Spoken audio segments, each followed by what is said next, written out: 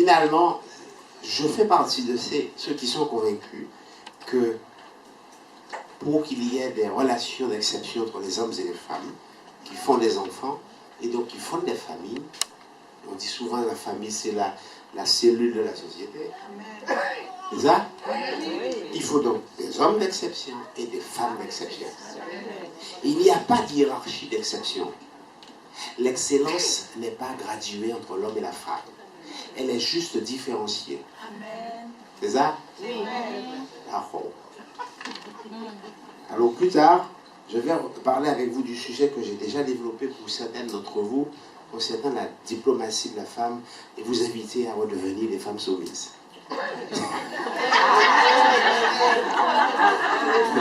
Qui connaît ce sujet de ma part? Levez la main.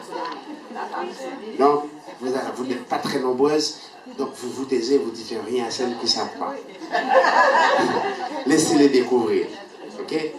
Donc, puisque c'est mon premier sujet, Tamar, je dois quand même vous dire quel homme je suis. Je m'appelle Franz César. Bon, c'est pas grave. Je suis père de 3 enfants, marié. Mes 3 enfants sont déjà adultes. Adulte, c'est une façon de parler. Hein. On va dire majeur.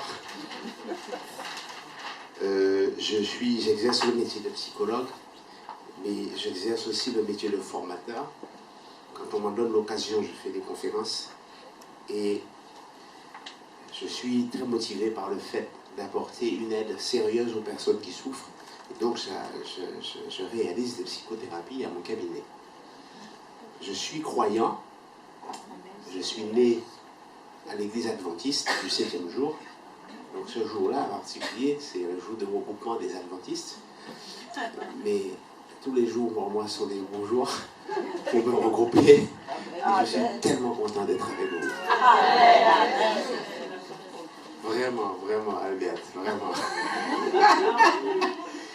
Alors je me suis consacré à révéler, avec l'histoire de Tamar, une facette en particulier de ce qui fait des femmes des êtres d'exception. Voilà. Et l'apôtre Pierre aussi vous appelle à l'exception quand il vous appelle à la soumission. Mais on va clarifier ça plus tard. On aura déjà mangé et on sera disposé à comprendre le sens profond de ça. Tamar. L'histoire de Tamar se situe à quel moment dans la Bible? C'est très simple. Dans la Genèse, et en particulier après la vente de Joseph. Joseph est vendu aux Ismaélites par ses frères. C'est bien ça? Qui est-ce qui décide de la vente de Joseph? Ses frères. Un seul. Et les autres acquiescent. D'accord? Je vais donc vous parler de Tamar, belle-fille de ce Judas-là. Donc c'est l'histoire singulière d'une femme veuve, la veuve de Er. Er, c'est le Fils de Judas. premier fils. Et comment s'appelait sa mère? La mère de... C'était une Cananéenne, hein? C'était une païenne. Qui prénom aille? On a oublié.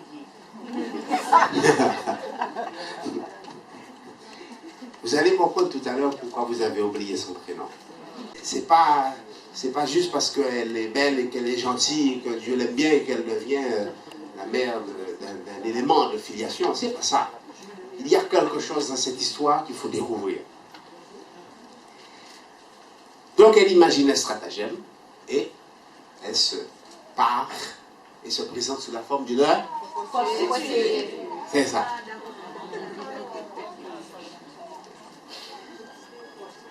Si elle n'est pas devenue mère, ça a plusieurs conséquences sur sa vie.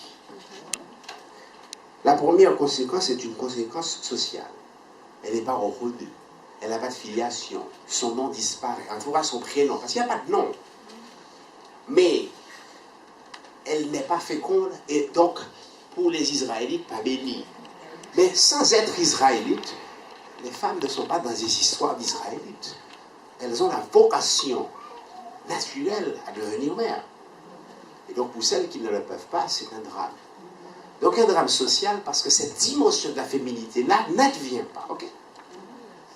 C'est un élément complémentaire qui contribue à l'accomplissement du fait d'être une femme. Okay? Deuxième problème pour elle, si elle n'a pas de fils,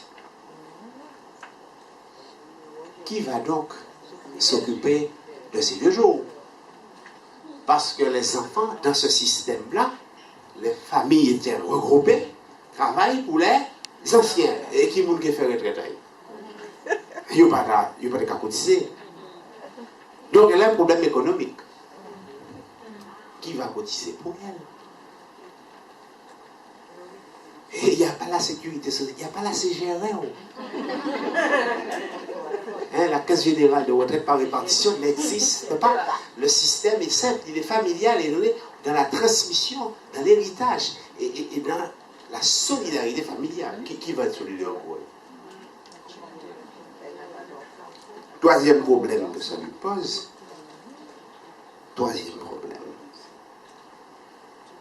Si elle n'a aucun homme pour l'aimer, et pour faire ce qui est prévu dans Genèse, chapitre 2, elle n'est pas aimée. Donc il y a une dimension émotionnelle qui ne s'accomplit pas. Elle ne se sent pas appartenir complètement. Dans la relation conjugale, on est censé appartenir.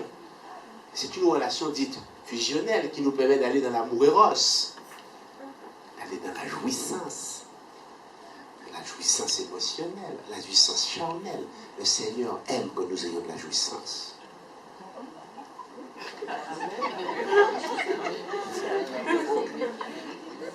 Amen. Ainsi nous a-t-il fait. Et ça fait partie de nos composantes, de ce qui nous permet d'exister et d'avoir de la satisfaction. Donc cette femme-là, son premier mari meurt, elle n'a pas d'enfant. Toute crabe la mort.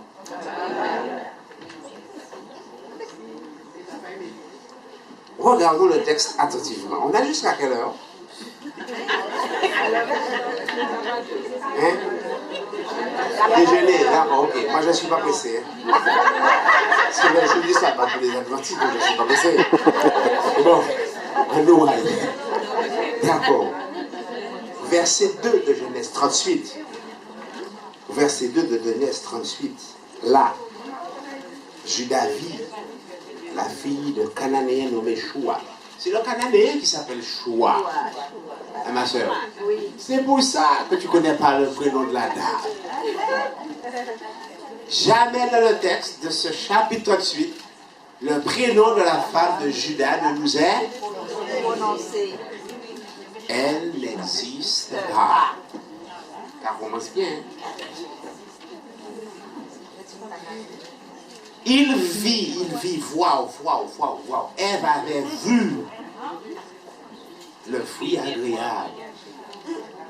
Elle lui a envie, envie. Quand Judas vit, il dit, oh, t'as là beaucoup. Et il prie.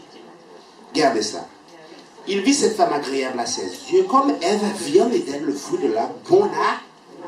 Et vous connaissez la conséquence. L'apparence des choses qui suscite l'envie n'est pas toujours bonne pour nous. Et ça peut produire des conséquences. Ça relève d'une forme de séduction par l'apparence. Pas d'une approche lucide sur les conséquences possibles d'une rencontre avec une inconnue. Judas va relèver l'homme là. Ivraie. Il n'a pas pris le temps de la cour. C'est une femme étrangère. Non. Pourquoi pas? Mais allons se fréquenter. Il n'est qu'à descendre par là. Et quand il a traversé Badifort, ils vont tifier qu'à traverser à côté. Elle dit, oh, madame, qui me dit papa? Ah, il faut ouvrir le fond de moi. C'est ça. Il en fut ébloui. Le prénom de cette femme n'est pas mentionné. C'est dire le peu d'intérêt porté à sa personne a son identité en tant que sujet.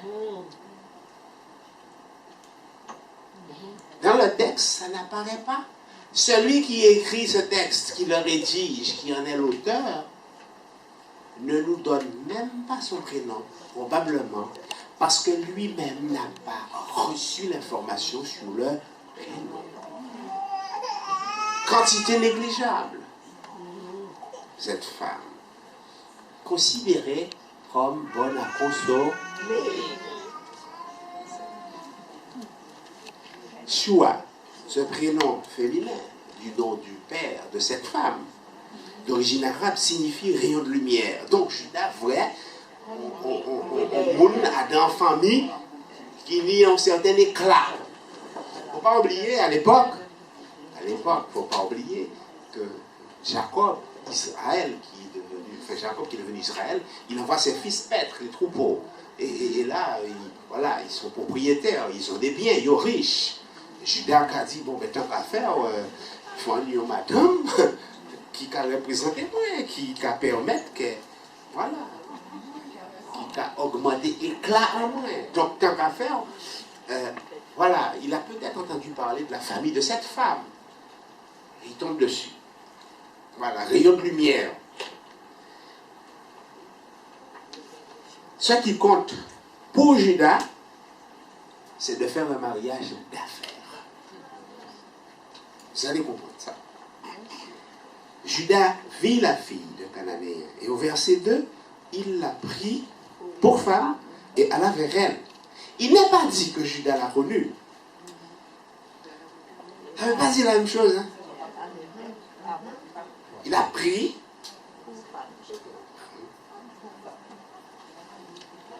Il n'est pas dit qu'il l'a connue. Il l'a pris. Il alla vers elle. Il ne demanda pas. Pour un verbe relationnel qui implique une forme de violence, d'abus, l'autre n'est pas considéré comme sujet, mais objet de satisfaction.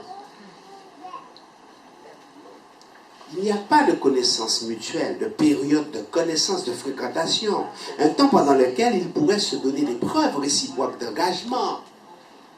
On n'est pas dans une relation d'amour, on est dans une relation d'affaires. Il n'y a pas de promesse de la part de Judas dans le texte. Il ne donne rien. Il prend. Il ne sacrifie rien. Il ne propose pas de sécurité pour conclure, établir et garder une alliance. Bien avant cette histoire, avec Abraham, l'Éternel montre comment fonder une relation d'alliance. Il fait des promesses. Il pose des actes de bonté. Abraham reconnaît les actes de bonté. Il érige un autel. Il fait un sacrifice à la demande de l'Éternel pour conclure l'alliance. Il établit l'alliance de l'Éternel en donnant un territoire. Il fait un cadeau. Et il dit circoncision pour garder l'alliance. Donc il se passe un certain nombre de choses sur une période de 25 ans. On ne va pas attendre 25 ans pour se marier.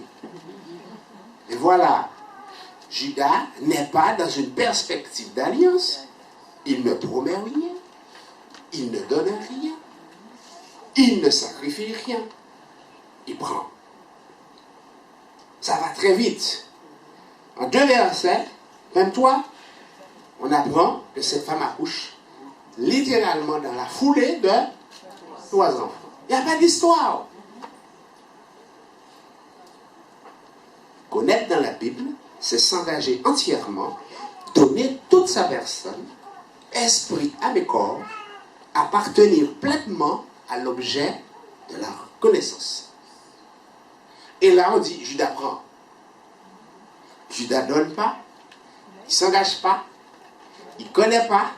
Et mieux, c'est ainsi l'union sexuelle exprimée par ce verbe, dans Genèse 4, 1, 31, 17, 18, et même dans le Nouveau Testament avec Luc 1, 34.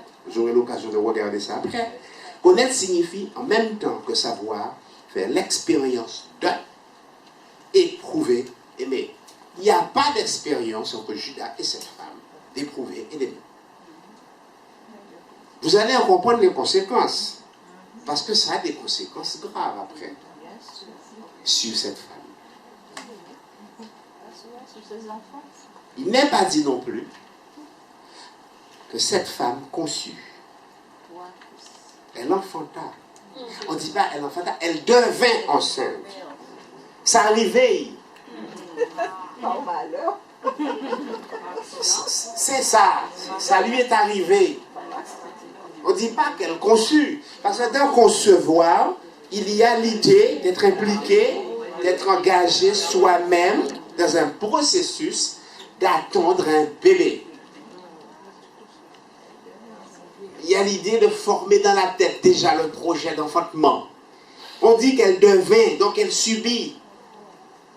On dit tomber malade, non? Donc là, on tombe enceinte ou pas conçu. Tomber enceinte, ça tombe en l'air. Je suis tombé. On ne tombe pas volontairement. Bon, ça fait mal.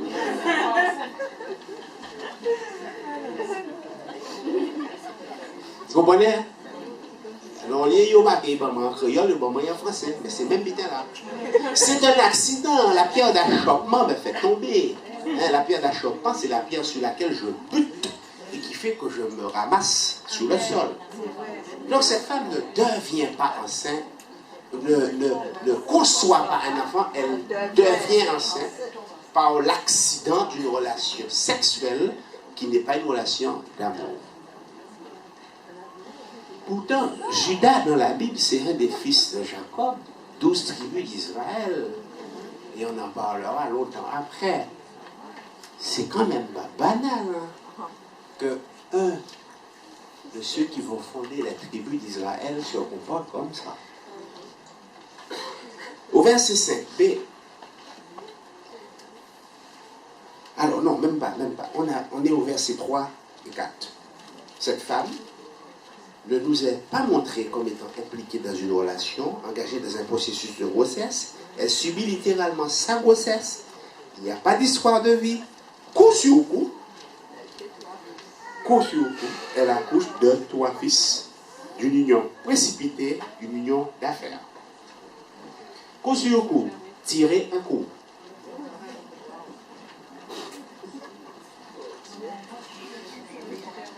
On l'a tiré, Judas a tiré 3 coups. Vous comprenez? Non, mais ça va vite, hein? Dans la foulée, dans le même verset, elle accouche de 3. Poum, poum, poum. But. Voilà, le match est plié. C'est ça qui se passe là. Au verset 5b, Judas était à Zib quand elle accoucha. Hein? Il pas même là. Il pas là. C'est but café. L'auteur de cette histoire nous donne des indices pour comprendre qu'il y a un problème de fond dans la nature de cette relation. Judas n'aime pas sa femme. Il ne la connaît pas. Il n'est pas engagé pour elle. Judas est absent quand elle accouche. Il est en voyage d'affaires. Judas, c'est un investisseur. Il fait des placements. Et son placement travaille pour lui. Donc cette femme peut accoucher quand il n'est pas là. Votre compte travaille pour vous quand on est sur les marchés financiers. Il y a des gens qui s'occupent de faire fructifier vos... Et Judas a certainement autour de lui des gens qui vont s'occuper de l'accouchement. Un agriculteur, ce n'est pas toujours lui qui s'occupe de faire mettre bas ses animaux. Ah, cette femme est comme un membre du chef. D'autres s'occuperont de lui faire mettre bas. Cette femme objet sexuel n'a pas de visage, pas d'identité. Seule sa matrice compte. Elle est prise pour produire. Elle est servile, esclave de son prétendu mari. L'esclave est un meuble, un instrument de production. Cette femme est-elle une esclave? Sa matrice est-elle un outil de production pour la seule postérité de Juda? D'ailleurs, on sait déjà en Genèse 37, et je l'ai évoqué tout à l'heure, versets 26-27a, que Juda a l'habitude de voir ses intérêts économiques dans les gens. C'est lui qui dit, en ouvrant Joseph, on a intérêt à le vendre, pas à le tuer et cacher son sang. Juda dit à ses frères, quel intérêt avons-nous à tuer notre frère, à cacher son sang? Venez, vendons-le. Tant qu'à faire, on s'en sépare, on s'en défait, qu'il nous apporte quelque chose.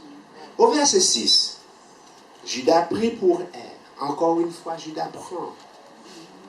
Juda a l'habitude de prendre. Il prit pour elle son premier-né, une femme. Maintenant, celle-ci, elle a un prénom. Tamar. Tamar vient de l'hébreu palmier, dattier. Donc, le palmier doit porter des fruits. On ne dit pas qu'elle est d'origine cananéenne. Ceci étant, celle-là, elle porte un prénom préfigurant le fait qu'elle va porter des fruits. Donc, Juda, il choisit, il prend, il passe faire son marché. On allait au marché des esclaves. L'esclavage a continué. Et finalement, rien d'étonnant qu'Èr soit trouvé mauvais aux yeux de l'Éternel. L'exemple de son père aboutit ainsi à cela, les enfants manifestant la réalité du caractère de leur père, de leur mère, et en particulier ici de leur père, s'inscrivant dans leurs traces et répétant leur schéma relationnel. Il déplut à l'Éternel. Dans ce cas précis, R est dans le schéma qui aboutit à sa mort prématurée. On n'est pas dans une logique de vie. On est dans une logique économique, et le problème avec la logique économique libérale, dans laquelle on considère les gens comme des objets, comme des instruments, comme des investissements, ça finit par tuer l'humanité. Regardez, Juda, il fait ses affaires. Et il continue de faire ses affaires même avec ses fils. C'est lui qui prend une femme pour elle. C'est pas elle qui choisit sa femme. J'imagine, je fais l'hypothèse, que elle se dit, mais quand papa comprend, quand fait ça affaire, c'est même pas choisi femme pour nous, moi-même pas ma charge donc ça. Donc, il se laisse marier. C'est une hypothèse que je formule, compte tenu de la nature de l'histoire. Mais je ne sais pas que dans le texte. Et il doit se dire, moi-même, vous maillez moi, mais ça c'est où qui maillez moi? Moi-même, en pareil avec femme là, ça. Finalement, elle ne s'engage pas. Parce que son père non plus ne s'engageait pas. Son père prend. Donc comme son père a pris pour lui, elle n'a pas le modèle d'un père qui s'engage, qui aime les gens. Il a l'exemple d'un père qui fait des affaires. Et elle n'a pas envie probablement de servir les affaires de son père trop égoïste qui pense qu'à lui. Donc, ses fils, à l'image du père, pensent qu'à eux. Et il ignore le sort de cette femme qui lui est donnée pour femme. Il ne la voit même pas en train de souffrir. Et probablement du fait qu'il n'est pas censé, qu'il n'est pas centré sur le besoin de cette femme, qu'il n'est pas engagé dans une relation d'amour, cela déplut à l'Éternel qui le fait mourir. Et la même chose se passe avec Onan. Onan se dit, moi-même, vous comprenez, c'est mourir, pris après elle. Mon grand femme là, ça va frère, moi. Mais ça, c'est vous, c'est ça. Moi, pas attends. Si effectivement, vous pouvez porter, vous pouvez la pour héritage en moins, vous pouvez la pour petit en moins, vous pouvez servir pour frère, moi qui j'ai mort. En pas fait moi pour postérité, ça pas tant moi, ça c'est problème à ça. Entre-temps, il oublie la souffrance de cette femme et il oublie la loi du Lévirat, qui est un type particulier de mariage où le frère d'un défunt épouse la femme de son frère afin de poursuivre la lignée de son frère. Dans cette famille-là, on ne donne pas, on ne partage pas. Chacun roule pour Il faut savoir que dans l'Antiquité, le Lévirat était pratiqué notamment par les Égyptiens, les Babyloniens, les Phéniciens, ainsi que les Hébreux et les Ioniens. Donc ce n'était pas spécifiquement réservé aux Israélites. Ça existait à leur époque. D'autres peuples pratiquaient le Lévirat. Et vous vous rendez compte, une culture probablement de centaines d'années, voire de milliers d'années, et Onan refuse de s'inscrire pour honorer cette femme et surtout honorer la mémoire de son frère et permettre à la famille de maintenir vivante une lignée. Donc cette famille de Juda, à l'image du père, on ne partage pas, on prend. Et quand on prend, on n'est pas dans une logique de multiplication parce que le verbe donner est le premier verbe de la Genèse. Tout ce que Dieu fait dans la Genèse, chapitre 1, consiste à donner. Dieu met à disposition. Il s'engage dans l'alliance. Il fournit. Il équipe. Il donne tout ce qu'il faut pour la jouissance et les réjouissances. Dans la famille de Juda, le verbe donner est oublié. On a conjugué le verbe prendre. Judas dit à Onan, va vers la femme de ton frère, et on connaît la suite. Onan souffre du même défaut d'engagement que son frère. Il refuse d'être fécond et de façon parfaitement logique, il entretient, après son frère, une logique de mort qui constitue un sérieux préjudice pour Tamar qui souffre de ne pas avoir d'enfant, qui souffre de ne pas devenir mère, qui souffre de ne pas avoir été connue de son mari. Ça veut dire d'être aimé. Onan aussi meurt par la main de l'Éternel. Quand on entretient de logique de mort, ça finit par produire la mort. Judas dit à Tamar au verset 11, demeure veuve dans la maison de ton jusqu'à ce que Sheila, mon fils, soit grand. Parce qu'il sait très bien, Judas, que Sheila, c'est le troisième de la liste, et que si les deux premiers n'ont pas fait l'affaire, il faut que le troisième agisse en conséquence. Mais, Judas se dit, Adam, investissement moins pour comporter, et en plus, ça coûtait moins de 2 fils. Dans les affaires, dans le monde des affaires, on dit, on coupe la branche morte. C'est comme ça dans les affaires. Quand on a monté une affaire, on a fait un investissement qui ne produit pas, on se dit, avant ça pour les affaires là, nous pas couper. Judas décide de couper la branche Tamar. Et il lui dit, va chez ton père, attends que je te propose le troisième quand il sera grand. Mais Judas sait très bien qu'il ne va pas lui donner Sheila. Tamar s'en alla. Alors, il est menteur en plus. Hein. Non seulement il est voleur, il est abuseur, il est menteur. Il lui dit, sois sans crainte. Non, il lui parle ainsi dans la crainte que Sheila ne mourut pas, mais il est menteur parce qu'il lui dit, je vais te le donner. Son objectif, c'est de l'éloigner. Ok? Donc c'est un menteur. C'est un ruseur. Il ruse. Il met en place son stratagème. Va te consoler dans ta famille. Chez moi, il n'y a plus de garçons pour toi. Ça viendra, tu reviendras le moment où on t'appelle. En fait, on va te prendre à nouveau.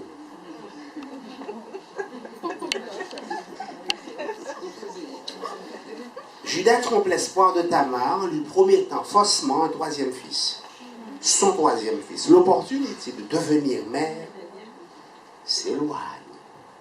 Tamar est invitée à quitter la famille de Judas pour aller dans sa famille. Donc à quitter sa famille d'adoption.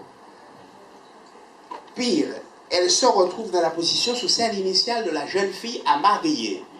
Donc elle a rétrogradé. Elle a perdu sa virginité au passage. Et normalement, c'est dans la famille où elle a perdu sa virginité qu'elle aurait dû se remarier. Donc, elle court le risque de demeurer veuve à vie. Et donc, de mourir sans produire. Son espoir est en train de mourir. Elle est dans une logique de mort dans laquelle on l'a placée. Sans être complètement redevenue jeune fille, elle a perdu sa virginité. Elle n'est plus tout à fait femme, car désormais sans mari.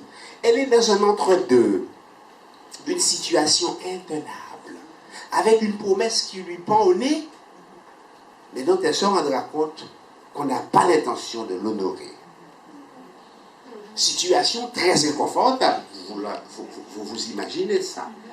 Vous pouvez vous imaginer à la place de cette femme-là. Et vous imaginez aussi l'opprobre pour elle que d'avoir, allez, on va dire, passé 2 maris et de ne toujours pas être tombée enceinte. On pourrait même faire l'hypothèse qu'elle n'en vaut pas la peine, qu'elle ne les séduit pas, qu'il ne la trouve pas à son goût. Donc, imaginez tout ce que ceux de la maison de son père pourraient penser d'elle.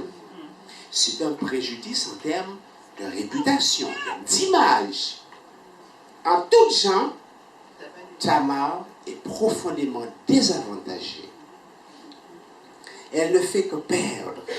Elle a perdu son premier mari, le deuxième n'a pas voulu d'elle, elle perd le bénéfice d'être membre d'une famille, et elle perd sa réputation.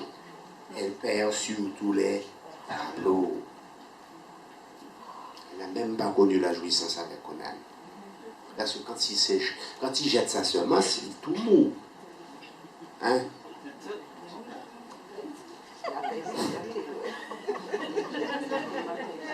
La mère est désappointée.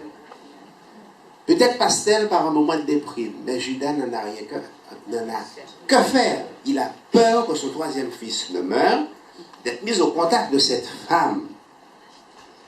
À aucun moment, il ne rentre en lui-même pour interroger sa logique affairiste, logique qui chosifie les gens et qui engendre la mort.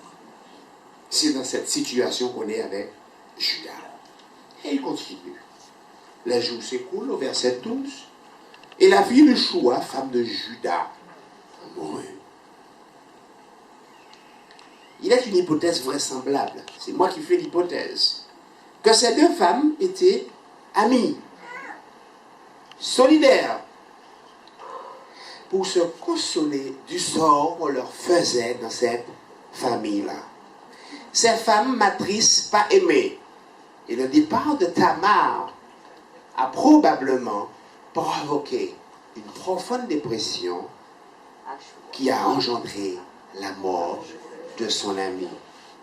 Elle a perdu un premier fils. Elle a perdu un deuxième fils. Elle a perdu une amie.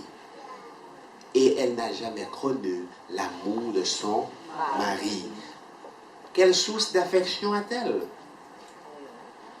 Aucune. Il lui reste Sheila qui est un adolescent. Donc un adolescent, il n'est pas dans les jupes de sa mère. Donc elle se retrouve complètement isolée et seule. Sa vie n'en vaut pas la peine. Elle n'a aucune raison de continuer dans cette vie-là. Elle meurt. Une mort prématurée. Elle a été victime d'une logique de mort. La femme de Judas n'a pas su se donner les moyens pour rétablir pour elle-même une logique de vie. Elle en est morte. Cette femme a subi sa situation. C'est donc après le départ de Tamar que cela se produit. Elle n'a plus d'espoir de voir s'améliorer son sort dans cette famille. La mort lui semble désormais préférable.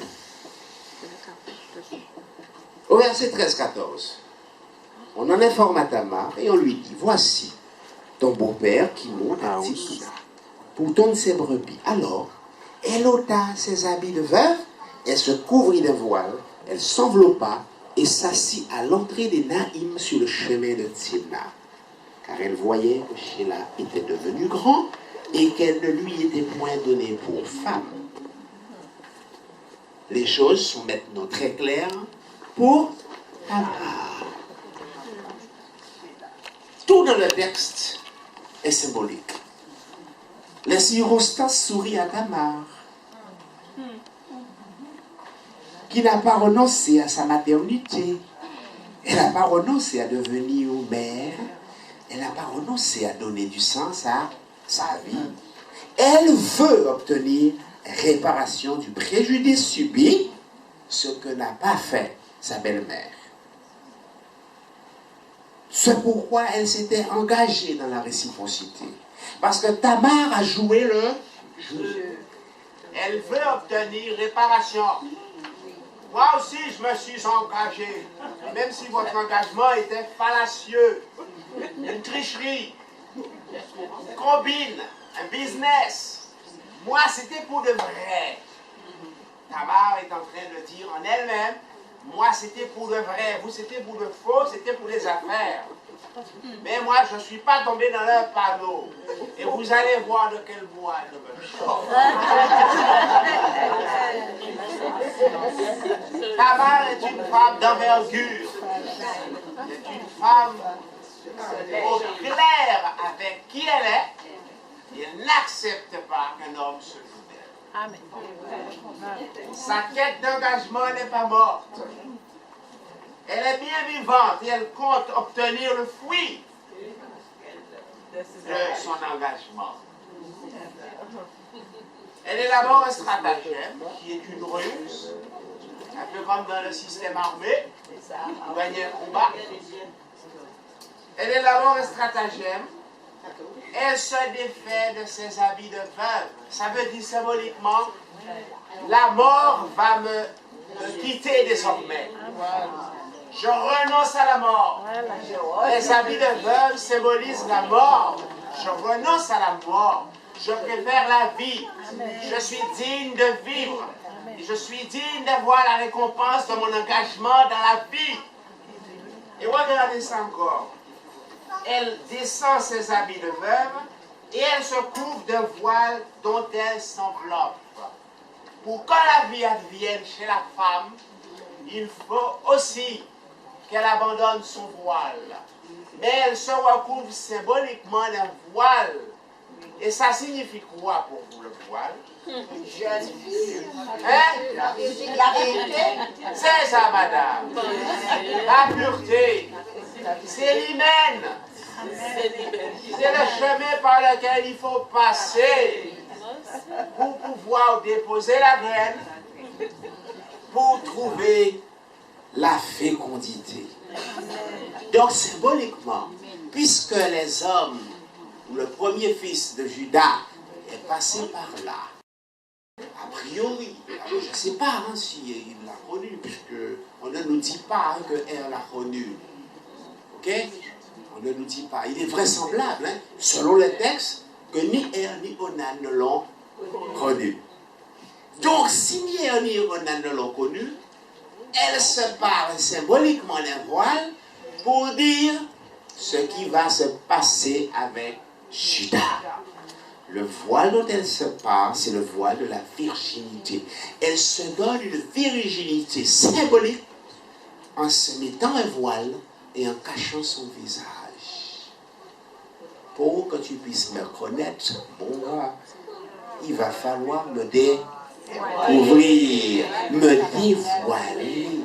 Et quand un homme veut connaître une femme, il lui demande symboliquement, laisse-moi te découvrir. Et il va falloir que Judas le fasse sous couvert d'être prostitué face à lui.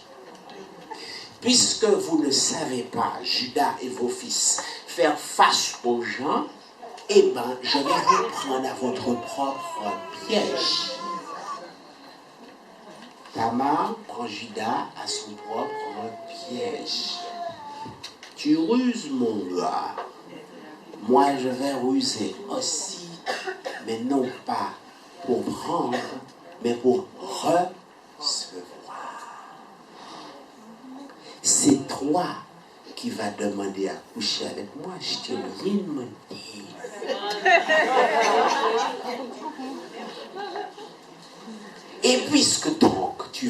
marcher avec moi, tu vas devoir me dévoiler et je vais te recevoir. Mais ou que pris en combinard. Non, pas un piège. Hein. Tu seras pris à ton propre jeu. Ce n'est pas un piège. Je l'assimile pas à un piège. Tu as l'habitude de ruser. Donc tu vas tomber dans ta propre ruse. Tu as l'habitude de prendre. Tu vas me voir sur le bord de la route et tu voudras soulager ton petit cœur d'après toi en peine. En fait, d'ailleurs, tu es déjà consolé ou j'ai oublié le choix. Comprenez ça?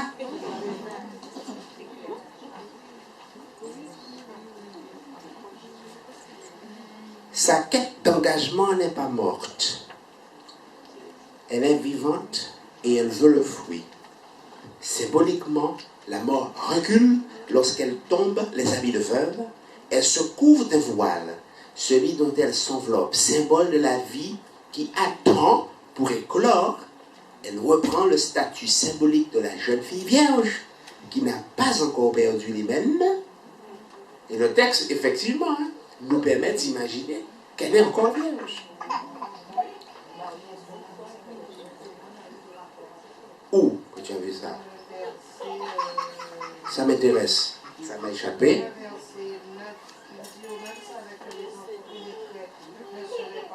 Chaque fois qu'il avait des rapports avec sa belle-sœur, il laissait tomber la semence. Alors, je vais te lire le texte que j'ai dans ma Bible. Alors Judas dit à Onan, va vers la femme de ton frère, épouse-la comme mon frère, et suscite une descendance. Onan, sachant que cette descendance ne servait pas à lui, se souillait à terre lorsqu'il allait vers elle. Alors, ma soeur, si je fais ça, je me masturbe, on va se parler franchement, avant d'aller vers ma femme, je ne peux plus être raide. On se comprend? Un sexe mou ne peut pas déchirer un hymen. Ok? Voilà. Donc, je fais l'hypothèse vraisemblable que Tamar est encore vierge. À aucun moment, on ne me dit dans mon texte qu'elle fut connue. Donc, symboliquement, elle se part d'un voile pour apparaître comme une personne étrangère à Judas. Donc, elle reprend le statut de la jeune fille vers laquelle on va, à qui on demande, parce qu'à ce moment-là, Judas demande. Judas ne demande pas à sa femme. Il prend. Mais à la prostituée, on demande. Donc symboliquement, au lieu de faire au lieu d'avoir cette relation-là avec sa femme, il a cette relation hors mariage. Finalement, Tamar met Judas dans la situation qu'il faut pour que les choses se passent comme il faut. Qui est-ce qui veut juger Tamar au centre?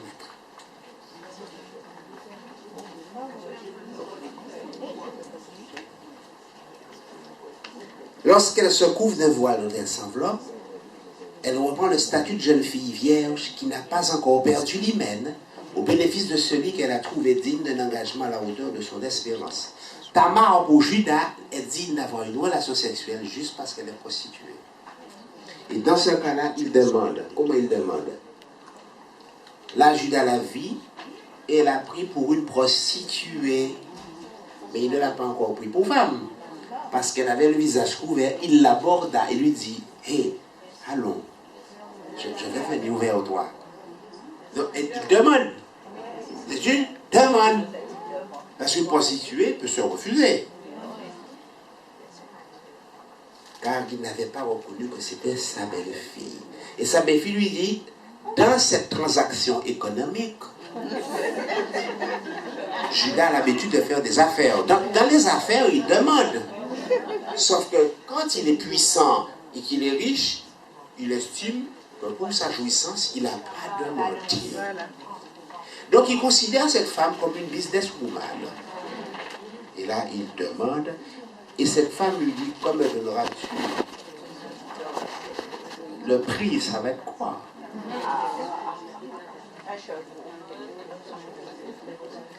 Tamar ne se fait pas d'illusions sur les intentions de son beau-père. Elle sait qu'il n'a pas de projet pour elle avec Sheila. Et ce garçon étant devenu à maturité, ne lui étant pas donné, l'appel de la vie est plus fort que le poids de la mort. Et à ce moment-là, Tamar utilise la logique de Judas pour aboutir à ses fins. Elle introduit une dimension économique dans leur rencontre, puisque de toute façon, on est en train de faire affaire. Ce langage-là, Judas le connaît. Il s'y retrouve. Spontanément, il a l'habitude de faire des affaires. Il répond par une promesse. Judas promet un chevreau. Normalement, dans une relation qui n'est pas économique entre un homme et une femme, l'homme doit commencer par dire à la femme, tu sais, je suis un bon gars. Je suis quelqu'un de bien. Je suis full aux as. Je suis un homme travailleur. Je suis fidèle. Je suis engagé. Je suis aimable. Je suis sociable. Tu seras heureuse avec un homme comme moi. Allons avec moi. La femme lui dit, ah bon, tu es sûr? On va voir. Hein? La femme lui dit, on va voir. D'accord, on va voir. Et la femme prend le temps de voir. Mais avec Judas là, on n'a pas le temps de voir. Dans les affaires, il n'y a pas le temps de voir. On regarde la marchandise, on fait, on discute, on décide, on conclut. C'est fini. Donc, elle est dans la logique de Judas. Mais Judas, dans cette logique-là, ne se rend pas compte que Tamar est en train de lui donner une leçon d'engagement. Pour engagement, il y a d'abord promesse. Après promesse, qu'est-ce qu'il y a? Il y a cadeau. L'Éternel a promis à Abraham de devenir une source de bénédiction. Il lui a promis de lui donner un pays. Et pendant que Abraham parle, Dieu le protège du pharaon qui pourrait le mettre à mort pour sa femme. Dieu lui permet de gagner la guerre pour récupérer l'eau qui a été ravie. Et Dieu lui permet de découvrir le pays de Canaan et de le parcourir de long en large en travers. Il fait l'objet de la bienveillance de l'Éternel après avoir reçu la promesse. Donc normalement, Tamar veut des actes de bienveillance. Et elle demande un gage parce que le chevreau n'est pas là. Tu m'as promis un chevreau, mais le chevreau n'est pas là. Il n'est pas avec toi. Je voudrais avoir mon chevreau, mais pour être sûr que je peux réclamer mon chevreau, tu vas devoir me donner un gage. C'est ainsi que Tamar lui demande 3 gages. Un cachet. Le cachet représente quoi? Le sceau, c'est la marque de l'identité de la personne qui fait des affaires. On tamponne une facture. Oui, c'est ça. Voilà, il y a mon cachet sur les documents de mon entreprise. Donc, c'est une marque d'identité. Donc, elle veut un gage. Le gage, ça permet de dire, quoi qu'il arrive, j'ai le gage, je pourrais faire réclamation.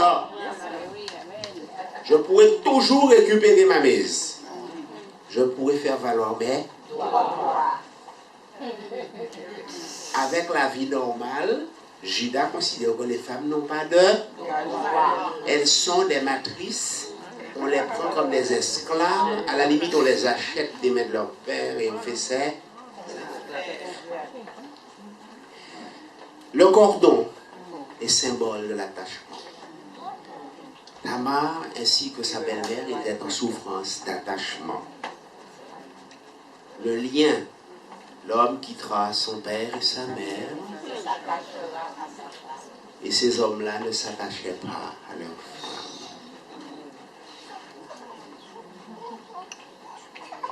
Tamar a une profonde conscience du sens des relations humaines. Elle est fondée dans l'esprit de l'Éternel. Vous comprenez, vous commencez à comprendre pourquoi elle est dans la généalogie? Parce qu'elle représente le sens de l'alliance selon Dieu. Ce qui a été annoncé dès la Genèse, un homme doit s'attacher. Et le bâton représente le sexe.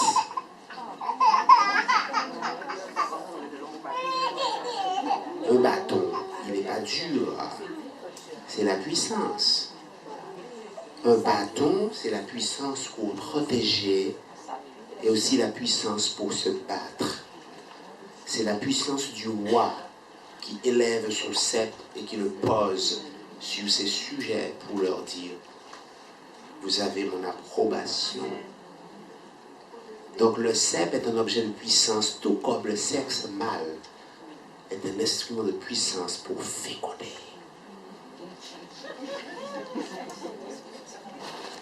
La puissance du sexe de l'homme, ce n'est pas pour dominer la femme,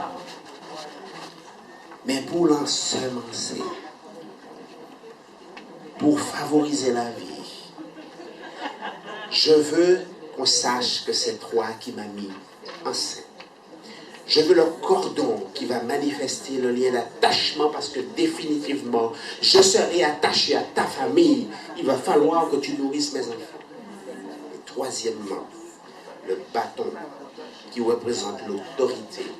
Finalement, c'est Tamar qui a l'autorité.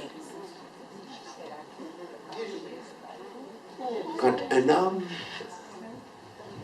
ne sait pas faire preuve d'autorité dans le sens de la croissance, parce que le mot autorité, et nous en reparlons cet après-midi, a un sens de domination, mais il a aussi un autre sens qui est celui de Dieu, c'est celui de la croissance. Celui qui a autorité favorise les choses pour celui qui est plus fragile et qui compte sur lui. C'est Tamar qui fait preuve d'autorité parce qu'elle demande 3 gages symboliquement qui sont très puissants. Cette femme est puissante. Lorsqu'un homme manque de puissance, la femme est appelée à manifester la puissance dans son intelligence. Dieu n'a pas fait les femmes pour être des secondes. En fait, la femme n'a pas à suivre son mari comme un toutou suit son maître. Les femmes ne sont pas là pour marcher dans les traces de leur mari. Parce que si elles devaient marcher dans les traces de la famille de Judas, elles mourraient comme la femme de Judas. Et quand je vais vous parler de la soumission, vous comprendrez jusqu'où ça va. On peut comprendre que les 3 gages sont aussi symboles de la réparation pour 3 préjudices. Onan, Sheila. Tu m'as promis 3 fils. Ponyon, pas honorer moi. Je veux 3 gages pour symboliser la réparation complète du préjudice. Cette femme demande justice. Poursuivons le texte. Il lui donna les gages. Elle se leva. Alors, encore une fois, elle devint enceinte. Donc, Judas tire son. Il ne connaît pas Tamar. D'ailleurs, il ne l'a pas reconnue. Le texte nous le dit. Il ne la reconnaît pas. Donc, il ne l'a jamais connue. Pas plus qu'il ne la reconnaît. Donc, il ne l'aime pas. Elle tombe enceinte. Et quand elle tombe enceinte, elle se lève, elle retire son voile. Non. Elle retira son voile. Et l'autre retire. Voilà. Donc, elle retire son voile, elle est déviergée, et elle reprend l'apparence de la veuve. Pourquoi? On va lui poser des questions dans sa famille. Donc, il vaut mieux qu'elle cache ça. grossesse. Elle cache sa grossesse. C'est pour ça qu'elle remet. Mais elle est déjà vivante à l'intérieur. Et ça va éclore. Ça va se voir. Judas envoya le chevreau par l'intermédiaire de son ami, l'ami, pour reprendre le gage des mains de la femme. Et Judas veut se dégager. Non mais c'est fort ça. Il veut se dégager. Il veut que l'affaire soit définitivement conclue. Il veut se dégager. Mais il ne la trouve pas.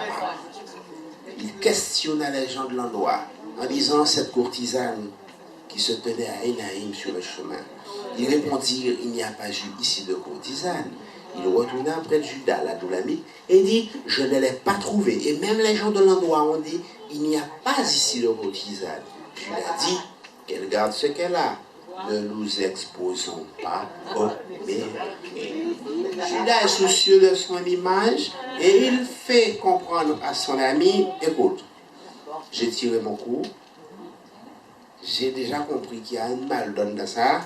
Si jamais on insiste, il y aura une enquête, on va découvrir quelque chose qui risque de m'éclabousser. J'ai une réputation à tenir mon gras.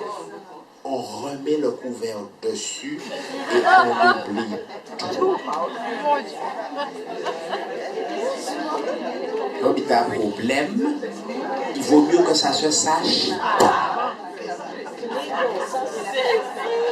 La puissance. La puissance veut nous abandonner. Environ 3 mois après. Après 3 mois, on vint rapporté à Judas, sa belle-fille Tamar s'est prostituée et la voilà enceinte à la suite de sa prostitution. Judas a tout de suite compris. Il a compris. Et il dit, sans délai, faites-la sortir et qu'elle soit. Il veut effacer les traces. Cette fille est une fille de malheur. C'est moi qui couche avec elle. Pour pas que ça se sache, il faut la faire brûler. Débarrassez-moi de ce problème. Il ne fait pas d'enquête. Judas ne veut pas savoir pour qui elle est enceinte, puisque elle est ma belle-fille. Je ne lui ai pas donné Sheila, donc forcément il y a un problème. Avant qu'on ait fait aucune enquête avec ça, on constate l'irrégularité, on constate le péché, on l'a fait brûler. Mais à aucun moment, Judas n'a pas compris que cette femme a obtenu réparation et qu'elle a fait preuve d'autorité et d'intelligence pour rétablir sa vie dans le sens de la vie et sortir d'une logique de mort. Et il est encore dans une logique de mort parce qu'il demande de la faire brûler. Résolument, vous découvrez avec moi que Judas, un des fils d'Israël, était un porteur de mort. Et Jésus-Christ est venu apporter la vie en abondance. Cette femme représente la logique de Jésus, qui ne renonce pas pour sa postérité. Et il disait, je crois, à Ève, le serpent va te blesser le talon, mais toi, tu lui écraseras la tête. Ça veut dire que nous allons reprendre le dessus